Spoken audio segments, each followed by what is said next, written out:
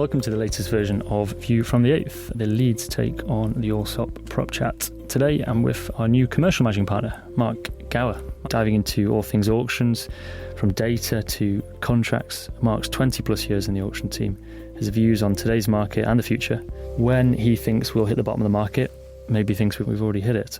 Mark, welcome. Thanks for having me. So you started at Allsop in 95, 96? Started in officially 96. I met the firm in 95. I was doing some work experience with a firm called Kennington's. A chap there, Jeremy Hodgson, our national investment partner, made him aware of a position that, or the need rather, for some help. That summer, the firm was sizing up a portfolio. It was the MOD estate, actually. Tim and Martin were... Tim Theakston, Martin Angel, were working for Annington Homes, sizing up the estate in preparation for a bid that they then made, and it was successful. It was done something right. Big deal for the firm, yeah. So you went on to rotate, and we've got a wealth of teams at Allsop, which is great. The grads get an opportunity to experience at least 4 different teams before settling somewhere. You started off your rotations in residential investments with Tim.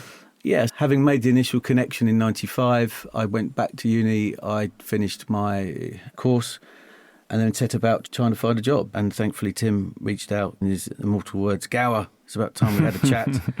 I came in and saw him in the summer of 96 and took a position as a graduate with a woman called Lillian Miller at the time. She later became Lillian Chandler, and left the firm not long after graduating and went to Jones Lang. But the two of us were taken on with the intention at the start to rotate round the firm. And that was the graduate rotation scheme as we now know it, yeah. So you chartered in 99, salary partner in 2006 and equity in 2013. When did you start your time in the commercial auction team?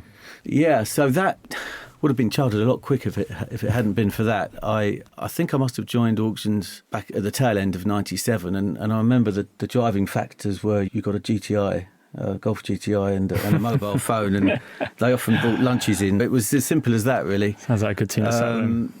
Not that I had much choice in becoming a surveyor. I'm a 4th generation surveyor, and for many years I had my dad in my ear telling me I had to get qualified or learn a trade, and that was a big driving force. Other than the GTI and the mobile phone, was it auctions that you were drawn to, agency, say? I think so, because again, on the property side, I had 4 generations of surveyors before me, and then my other influence as a young man was my cousin. He was a very successful Eurobond trader, so I think when I found auctions, which was a quick way to sell a lot of property very glamorously, because back then we used to be in the Berkeley Hotel holding these wonderful auctions. It just felt right, and so I stuck with it.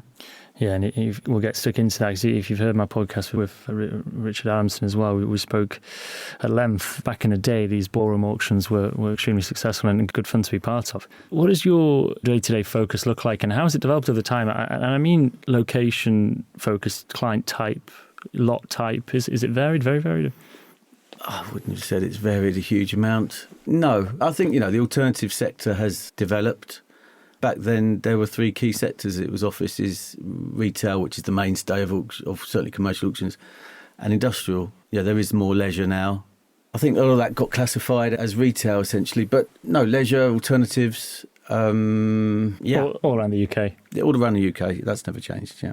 What does a catalogue look like in terms of lot sizes? We know residential, smaller lot sizes, we're talking maybe 200, 300, 400 almost these days. What did it used to be, and how does it look now? As you would expect, over that period of time, inflation has made the lot sizes bigger.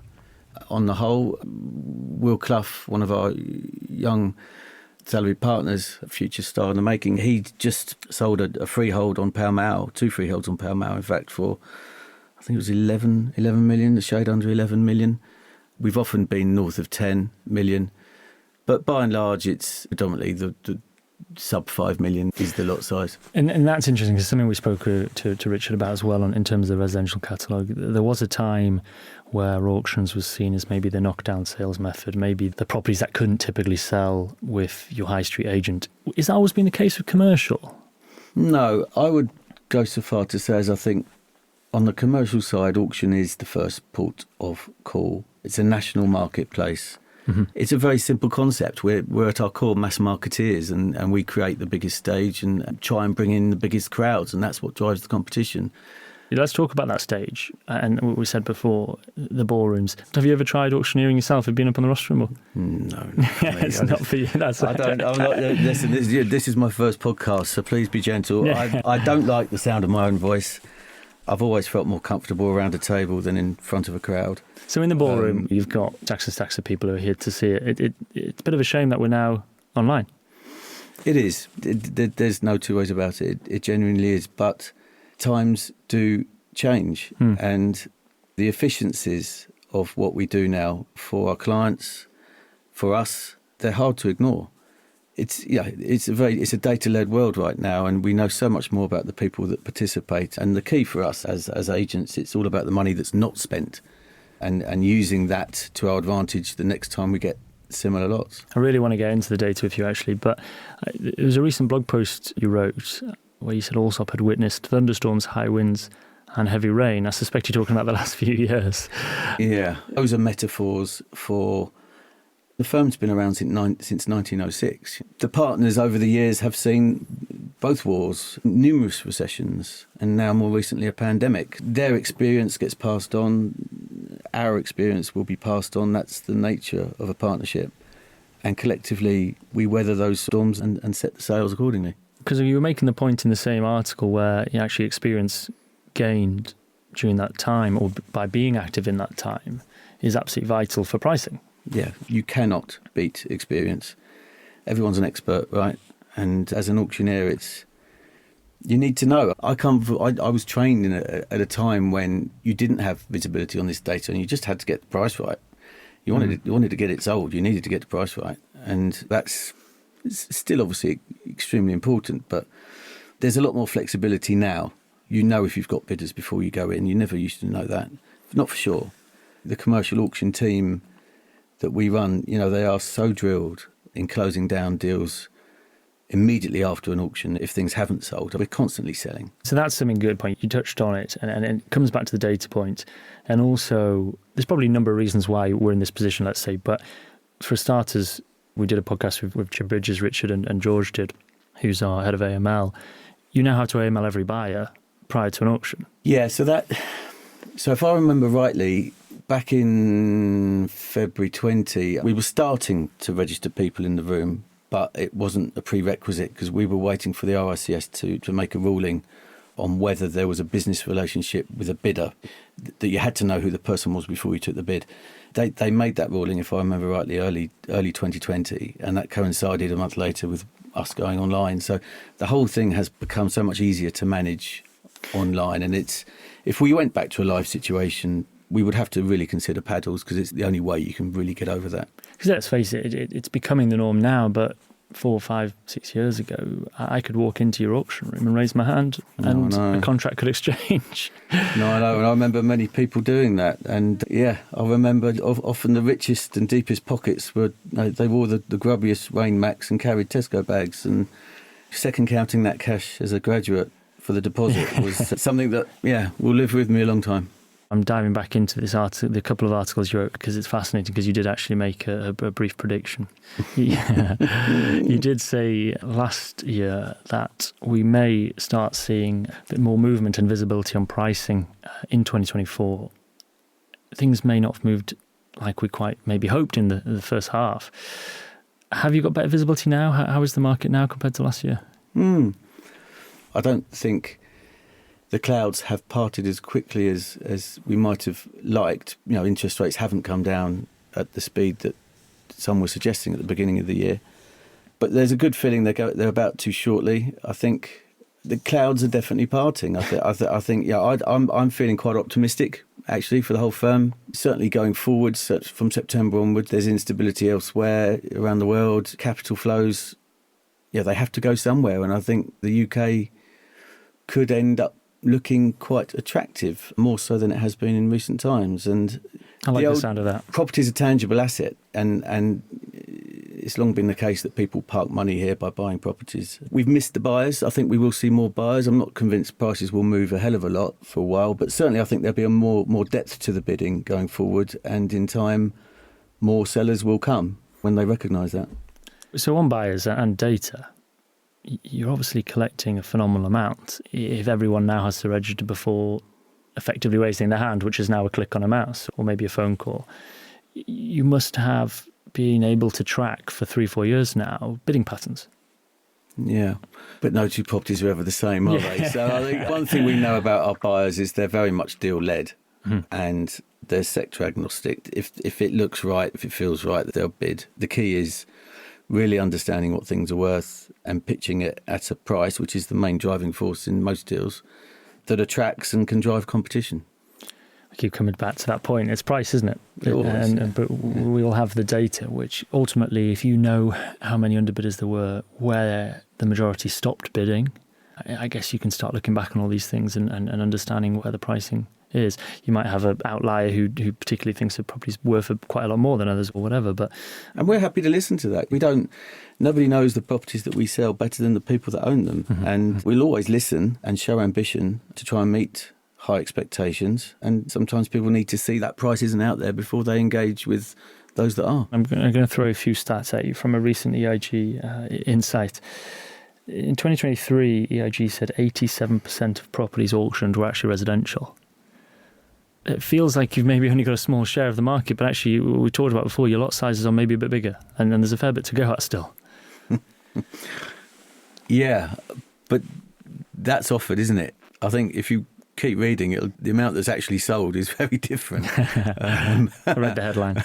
Hence the repeated entries. Yeah, so that's fascinating. So the same year, 2023, 33% of properties offered had repeated entries with adjusted guide prices. So that's 33% that were put into the auction didn't sell. Over a period of time, yes. That wasn't all within the last 12 months. I think if you look back and read that EIG article, I think it's basically saying that it's properties that they've seen before. And certainly I think, what's changed the playing field for auctions is the online model. There's little in the way of upfront costs, and it does enable auctioneers to continually reoffer properties until they're sold or not, until someone gives up. I don't think it's necessarily a good thing. It probably is a good thing if you're a seller and you want to keep going, but ultimately it does give properties a bit of a stigma, I think, and it makes them harder to sell, and ultimately it will impact the value the price that's achieved. No, you're right. It is that the articles about the COVID periods, part of it as well was that it was saying between 19 and 23, which is what you were just saying, is there's actually been a 20% increase in lots offered. Yes. Clearly, there's more competition in the market in terms of, as you say, online auctions. It's allowed more entrants. Yes. It used to be in the ballroom, there was a lot more in the way of upfront cost. It's not easy putting on a show for people and running an auction. Online, it has lowered the bar to entry quite a bit. And also, one of the byproducts of that is more auctions. We do it ourselves. We used to hold 6 in a calendar year. This year, we're doing 8. And you're more fleet of foot. You've early lots, late lots, amendments to the catalogue. Of course, as early as possible in the process, you want to have as much information as possible, which we know you're good at. But it does allow receivers or pressured sellers to get stuff in there quickly. There's a lot more flexibility, yeah. Obviously, amending a website is a lot easier than calling back tens of thousands of hard copy catalogues. So there are pluses and minuses to both models. So going back to the very much the sort of day-to-day, graduate in 96 and as we sit here in 2024, you're commercial managing partner. Commercial division... Sounds very formal. Yeah. Forgive me. I'm told by marketing I've got to repeat it. Logistics, retail, warehousing. I've got valuations, national investments, West End, city investment and leasing, business rates, lease advisory, and the recoveries and receivership team. I bet there's a fair bit of interaction between them all and yourselves. I'm not into micromanaging, and we've got some extremely capable people around our business, and they do a great job in running their teams. Day to day, you let them do what they're best at. And I'm relatively new into this role, but sometimes I'm there as a sounding board, and sometimes I'm there to help problem solve. But I'll do whatever's expected of me to keep the wheels turning, really. And something I know as a team, you're quite closely aligned to the national investment team. Yes, and in particular, Alex Butler. He's another homegrown superstar. When you're transacting sub 10 million and sub £5 million, those lots so regularly, I can imagine the conversations pretty much daily on buyers, sellers, and everything in between. Yeah, Alex his private client desk and the commercial auction team will often work on what we call internally hybrid sales. And that is essentially when a property might need a little bit longer in the market because you need to expose it to some buyers that just can't organise themselves to buy on an auction timescale, and there are many. And sometimes it's about price discovery and understanding what something's worth. Again, it dials back to what I just said about listening to the market, and sometimes an adjustment's needed before the auction then gets involved. But I think that hybrid sale is Allsop at its best. It's two teams working together as one firm, and I think that's quite unique to us. Yeah, it's worth touching on the hybrid. So that ultimately allows a bit of an extended marketing period where the auction catalogue, online catalogue, might just be a 2-3 week marketing period, maybe working alongside national investments, resi investments, whoever else, gives that extended period just to air something out in the market where it might need it. That's right. And it's often the case that Alex doesn't need us because he knows his stuff and he'll get stuff sold all by himself. That's what he's carved a career out of doing. But yeah, he's part of a bigger team, and there's Jeremy there who focuses on portfolio sales and various people within the team that specialise in sectors. Forgive me, I'm going to blow smoke again here, but this particular quote I quite like. The pessimists will always complain about the wind.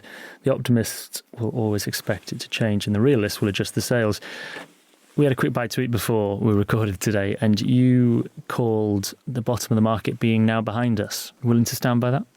Yeah, I think we're bobbling along the bottom, and I think the worm is turning. As I said, I think I'm a lot more optimistic than I have been in a while looking ahead. There's more reasons to be cheerful than not. The economy, don't get me wrong, there's plenty of pitfalls still out there. The economy is not what it could be, and we carry a lot of debt. But what I know is there's a lot of cash out there, and subject to price, what we've seen through most storms, we can always find buyers. Everything has a price at any time. And as you said, it's starting to look like certainly over the next 6 months, we might actually be that safe haven again. Not that I don't think we ever lost that title, but I think, as you said before, the way other countries are going, it might look like we are quite solid. But yeah, I think more by accident, by design. No thanks to what goes on in Westminster. But yes, I think markets never stay the same. They're living things and constantly moving and evolving, and we've just got to deal with what's in front of us, haven't we? Have you got any successful auction story, any particular story that just from the years, 20 plus years in the team, that just stands out to you? More recent or further away, maybe the biggest lot you've ever sold, or maybe the smallest or unusual? Yeah, I knew this question was coming, so I have given it. One of the most unusual was, I remember selling an indoor climbing centre for Thames Water. It was a converted old water pumping station in East London somewhere, if I remember rightly. That was fairly unusual, and in terms of how it was let, I think the tenant bought it in the end. Yeah, it was that's stuck in my mind. We've talked around a few challenges, views in the market and trends. Are there any current trends where you see they're set to continue, change? What are your thoughts about the next 6 months other than up and up and up?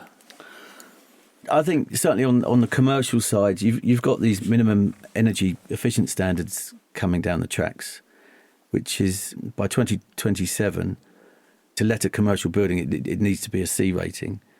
And by 2030, they need to be a B rating. So, I mean, this is what's impacting values of the secondary stock right now. And I think the answer is that values need to fall to a point where these buildings make sense for buyers. But that's going to be a constant in the short term. Do you think people are getting out because that's on the horizon and they don't want to spend the money, but ultimately it's going to come out of the price anyway?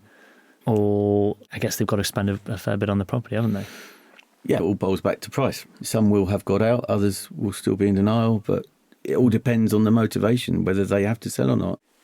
If they have finance on the building, then that might end up making the decision for them. So, commercial managing partner, what does it mean to you, and what's your sort of plans? Forgive me if it's too early in the day to say that, but what are your thoughts for the division moving forward? First plan is to keep it going, and the ultimate plan is to create sustainable, profitable growth, and that's obviously easier said than done. And naturally, as a company, we're very good at riding the different waves, which we talked about earlier, whether it be the auction team, the receivership team, the valuation team has always been a pretty good constant. Are there any teams there where you think there is an obvious place for growth? The market's a lot more fragmented. There's a lot more people in the market now. Back in the day when I started, it was the funds held a lot of the smaller lots, and with the cheap credit boom that came along in the 2007, that was the beginning of it all fragmenting. And so my point is, I think advisory is, certainly on the commercial side, is something which we could probably make more of. I mean, we've got two cracking advisory, valuations aside, we've got a L&T team, landlord tenant team, and a ratings team. The ratings in particular, there's this new rating in 2026, this new list, which shifts the gathering of data from the VOA to the occupiers. How that plays out will be interesting, and I'm sure there'll be opportunities in that. L&T, we've got some youngsters there working alongside some very experienced people like James 8ighth and John Banbury with social media and a new, young, fresh approach. I'm fascinated to see the direction that goes in. We just got to support them and help them and share information to put the wind behind their sails, you know? It was quite a popular question when we interviewed your close colleague George Walker, and also we asked Rich Adamson the same, although I think I only gave him $2.5 million. Where would you spend $5 million? Where's the opportunity in your market? And please don't sit on the fence like he did. No, I won't sit on the fence. I think I would buy mixed use, which would hedge my risks and exposure to either sector. So, Prader shops with some flats above, multi-let where I can actively manage it, move the rents, maybe extend in some way, shape or form. And for me, that would need to be relatively close to home so I can look after it and manage it, and it can keep me out of trouble when I get older. Mark, thank you. That was a good rundown. Hopefully people find that interesting. Where can we reach you? mark.gower@allsop.co.uk. And myself, jack.robson@allsop.co.uk. Allsop.co.uk's website. You can get all of us and see all the properties we have listed on there at any time. Thank you for listening. Thanks, Jack.